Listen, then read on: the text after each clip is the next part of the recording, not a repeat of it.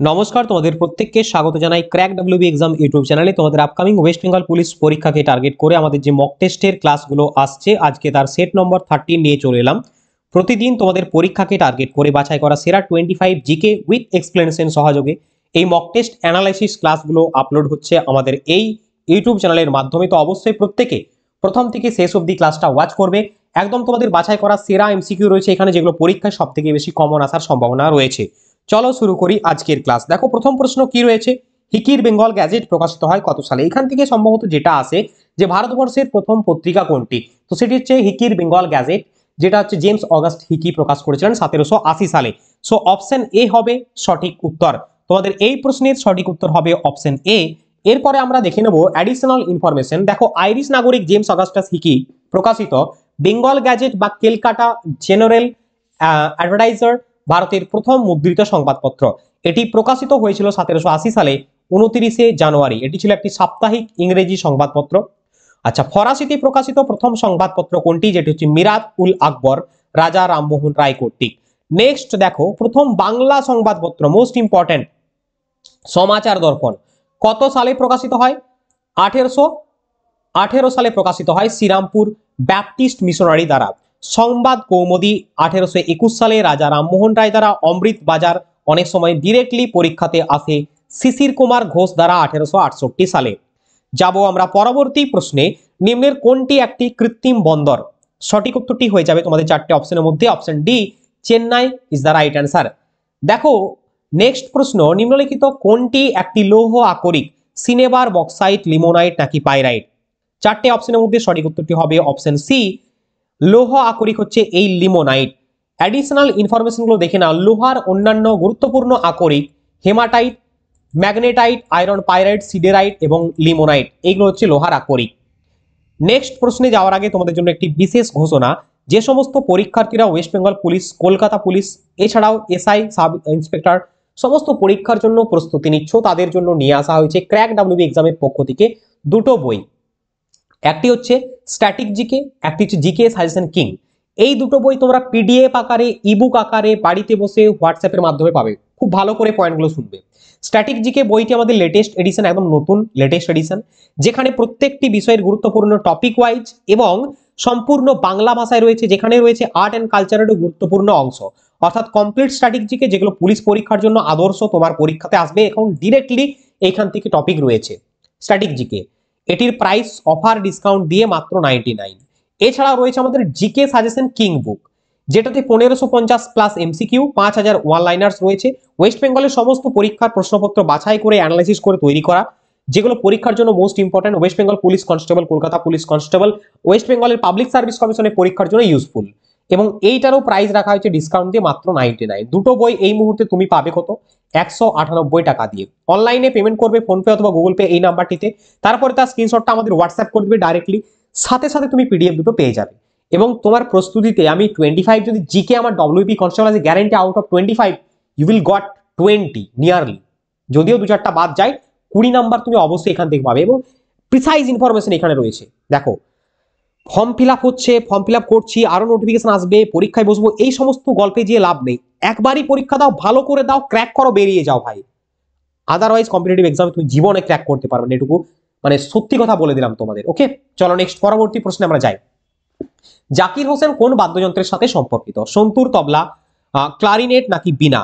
সঠিক উত্তরটা হবে তবলা, option B is the correct answer.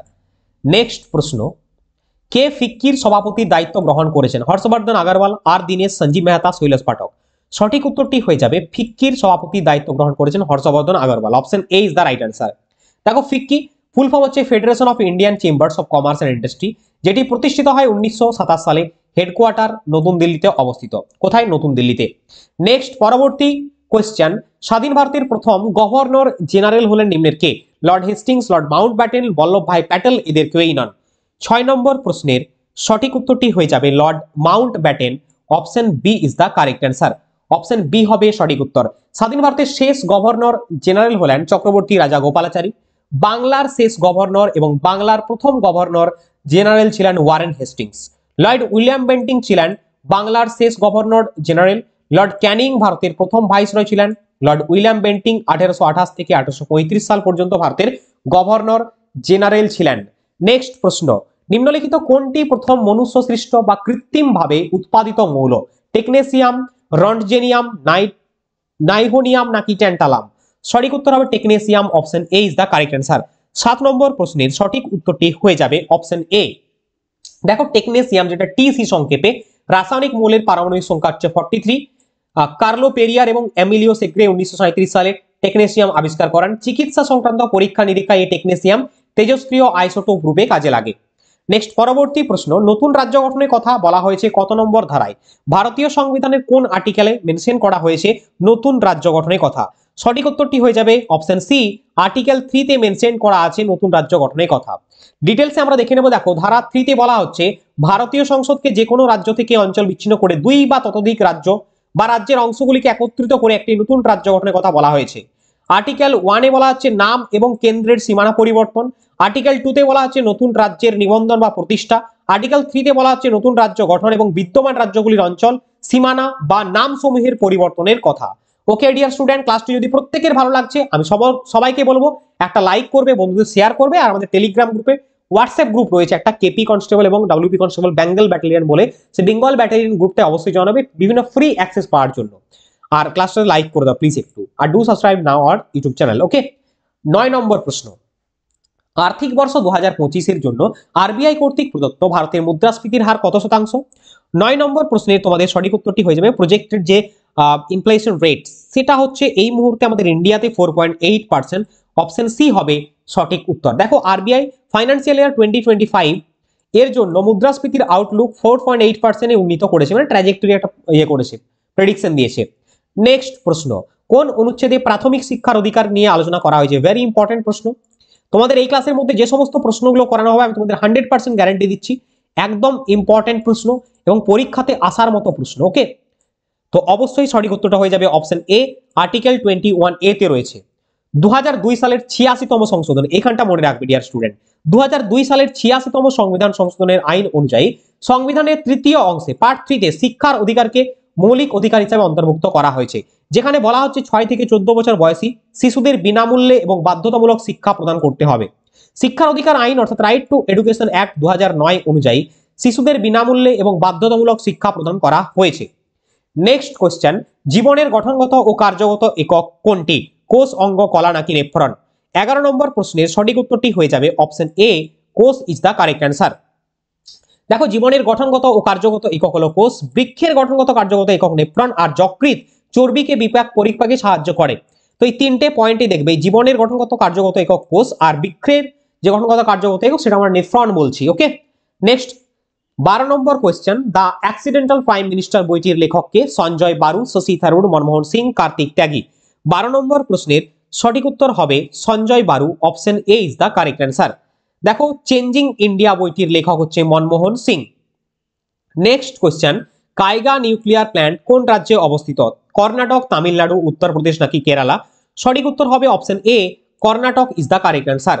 পরবর্তী প্রশ্ন, কোন গুপ্ত রাজা হুনদের আক্রমণ প্রতিরোধ করেন? ভিভিআই করবে, এগেন ইম্পর্টেন্ট প্রশ্ন তোমাদের ইতিহাস থেকে।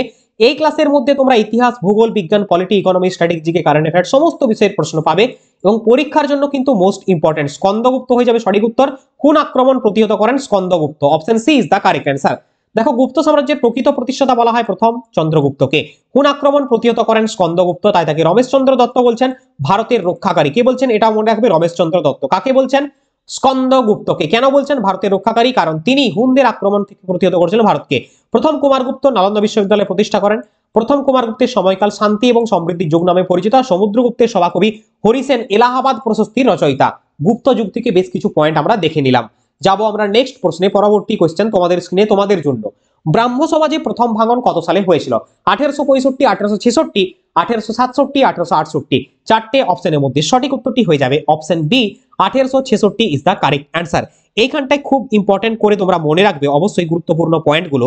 15 নম্বর প্রশ্নে ব্রাহ্ম সমাজ সম্পর্কে দেখো, 1828 সালে রাজা রামমোহন রায় ব্রাহ্ম সভা প্রতিষ্ঠা করেন। পরবর্তী ক্ষেত্রে 1830-এ সেটি ব্রাহ্ম সমাজে রূপান্তরিত হয় এবং আরো পরবর্তী ক্ষেত্রে কেশবচন্দ্র সেন, দেবেন্দ্রনাথ ঠাকুর, ব্রাহ্ম সমাজের বিভিন্ন যে সমস্ত ব্যক্তিবর্গ রয়েছিলেন তাদের মধ্যে মত পার্থক্যের জন্য তারা সেখান থেকে বিচ্ছিন্ন হয়ে যায় এবং 1866 সালে আদি ব্রাহ্ম সমাজ গঠন করেন। সেখান থেকে বেরিয়ে এসে ব্রাহ্ম সমাজ থেকে দেবেন্দ্রনাথ ঠাকুর, তিনি 1866 ব্রাহ্ম সমাজ, আদি ব্রাহ্ম সমাজ গঠন করলেন। এবং কেশবচন্দ্র সেন কি করলেন, ভারতবর্ষীয় ব্রাহ্ম সমাজ গঠন করলেন। আর তারপরে আবার এই ভেগে শিবনাথ শাস্ত্রী, কেশবচন্দ্র সেন, মানে এই ভারতবর্ষীয় ব্রাহ্ম সমাজ ভেগে সাধারণ ব্রাহ্ম সমাজ আর নববিধান ব্রাহ্ম সমাজে গঠিত হলো। 1878 সাধারণ ব্রাহ্ম সমাজ বাই শিবনাথ শাস্ত্রী এবং নববিধান ব্রাহ্ম সমাজ 1880 সালে কেশবচন্দ্র সেন। ডিয়ার স্টুডেন্ট, তোমরা এই যে ক্লাসটা দেখছো, ঠিক সেম কন্টেন্ট আমাদের জিকে সাজেশন কিং বুকে রয়েছে, অর্থাৎ প্রত্যেকটি এমসিকিউ উইথ এক্সপ্লেনেশন, এইভাবে হিউজ ইনফরমেশন রয়েছে যেগুলো পরীক্ষার জন্য ইম্পর্টেন্ট। তো সেইভাবেই কিন্তু ডিটেলস অ্যানালাইসিস করে দেওয়া রয়েছে। তো এই মক সেশনগুলো অবশ্যই লাইক করবে, আর যদি চাও তোমরা আমাদের নোটস সংগ্রহ করতে, তাহলে অবশ্যই এই নাম্বারটিতে একটু যোগাযোগ করে নেবে হোয়াটসঅ্যাপের থ্রু দিয়ে। নেক্সট, পরবর্তী প্রশ্ন, ভূপাল গ্যাস দুর্ঘটনা কত খ্রিস্টাব্দে ঘটে? ভূপাল গ্যাস দুর্ঘটনা ঘটে 1984 সালে। অপশন সি হবে সঠিক উত্তর। একদম ডিরেক্টলি প্রশ্ন এইভাবে আসবে। দেখো, ভূপাল গ্যাস দুর্ঘটনা 1984 সালের 2 ও 3 ডিসেম্বরের রাতে ঘটেছিল, মানে 2 ডিসেম্বরের মধ্যরাত্রে। ভূপালের ইউনিয়ন কার্বাইড ইন্ডিয়া লিমিটেড কীটনাশক কারখানা থেকে মারাত্মক কোন গ্যাসটা লিক হয়েছিল? মিথাইল আইসোসায়ানাইড, যেটা হচ্ছে এমআইসি নামে পরিচিত। তো দ্যাটস ওয়াই ভূপাল গ্যাস দুর্ঘটনা ঘটে এবং প্রচুর মানুষের মৃত্যু হয়, তাৎক্ষণিক প্রায় 3800 জন মানুষের মৃত্যু হয়েছিল। আর একটা প্রশ্ন তোমাদের এনভায়রনমেন্টের এখান থেকে আসে, কিয়োটো প্রোটোকল কবে স্বাক্ষরিত হয়? 1997 সালে কিয়োটো প্রোটোকল স্বাক্ষরিত হয়েছিল। নেক্সট কোশ্চেন, ভারতের কোন রাজ্যে ফ্লেমিঙ্গো উৎসব পালিত হয়? ভিভিআই করবে, তোমাদের আর্ট এন্ড কালচারের ইম্পর্টেন্ট প্রশ্ন। রাজস্থান, আসাম, মণিপুর, অন্ধ্রপ্রদেশ। সঠিক উত্তরটা হবে অপশন ডি, অন্ধ্রপ্রদেশ রাজ্যে ভারতে ফ্লেমিঙ্গো উৎসব পালিত হয়।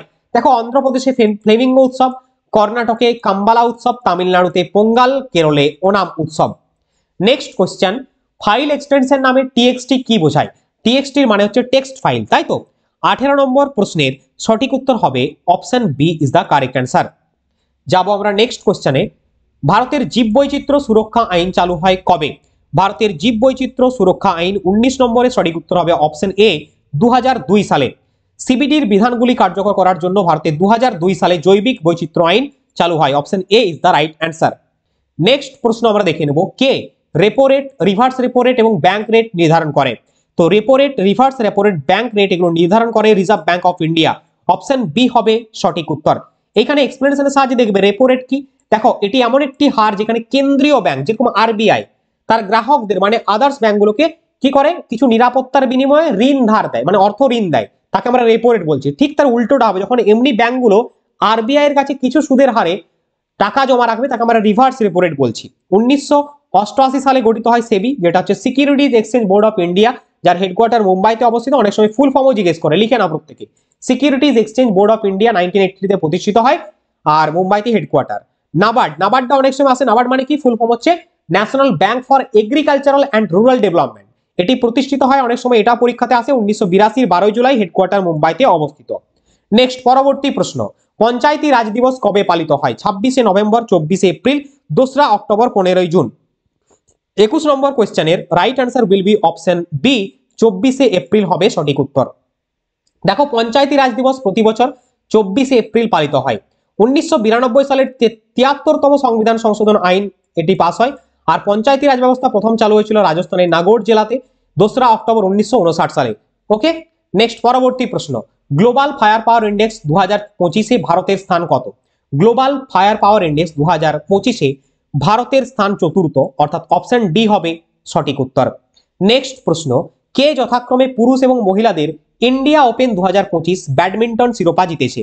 কোয়েশ্চেন নাম্বার 23, রাইট অ্যান্সার হয়ে যাবে তোমাদের অপশন এ ভিক্টর অ্যাকেলসন এবং আন সে ইয়াং। নেক্সট প্রশ্ন, দাচিগাঁও জাতীয় উদ্যান কোন রাজ্য বা ইউটিতে অবস্থিত? দাচিগাঁও ন্যাশনাল পার্ক এটি রয়েছে জম্মু এবং কাশ্মীরে। Option C is the right answer. এখানে কিছু জাতীয় উদ্যান সম্পর্কে দেখে নাও। ভারতের বৃহত্তম জাতীয় উদ্যান লাদাখে অবস্থিত হেমিস জাতীয় উদ্যান, রণথম্বর জাতীয় উদ্যান রাজস্থানে, পান্না জাতীয় উদ্যান মধ্যপ্রদেশে, ইন্দ্রাবতী জাতীয় উদ্যান ছত্তিশগড়ে, ভ্যালি অফ ফ্লাওয়ার উত্তরাখণ্ডে, ফসিল জাতীয় উদ্যান মধ্যপ্রদেশ, কর্ণাটকের আনসি জাতীয় উদ্যান, সুলতানপুর জাতীয় উদ্যান হরিয়ানা, বাল্মীকি জাতীয় উদ্যান বিহার এবং মুরলেন জাতীয় উদ্যান মিজোরামে রয়েছে। নেক্সট, পরবর্তী কোয়েশ্চেন, আলেকজান্ডার লুকাশেনকো কোন দেশের রাষ্ট্রপতি হিসাবে নিযুক্ত হয়েছেন পুনরায়? পরপর 7বার নিয়োগ হলেন তিনি, তো তিনি হয়েছেন বেলারুসের। Option D is the correct answer. So dear student and aspirant, আজকের ক্লাসে এই ছিল বাছাই করা সেরা 25 জিকে উইথ এক্সপ্লেনেশন। ক্লাসটি কেমন লাগলো প্রত্যেকে কমেন্টের মাধ্যমে জানিও। আর আমাদের WPKP the Bengal battalion WhatsApp গ্রুপে যুক্ত হয়ে যাও। তোমার ফোন থেকে ডিরেক্টলি এই কিউআর কোডটি স্ক্যান করো অথবা লিংক ডেসক্রিপশনে দেওয়া আছে, সেখানে জয়েন হয়ে যাও। কারণ প্রতিদিন ক্লাসের আপডেট তুমি এখানে পাবে, পরীক্ষা সংক্রান্ত আপডেট, বিভিন্ন ফ্রি ম্যাটেরিয়াল, পিডিএফ, চাকরির আপডেট এবং মক টেস্ট তুমি এখান থেকে পেয়ে যাবে। ওকে, আর আমাদের টেলিগ্রাম গ্রুপ রয়েছে ক্র্যাক ডাব্লিউবি এক্সাম, এখানেও যুক্ত হয়ে যাবে। দেখা হচ্ছে তোমাদের সাথে আবারও নেক্সট ক্লাসে। সকলে ভালো থেকো, সুস্থ থেকো। বন্দে মাতরম, জয় হিন্দ।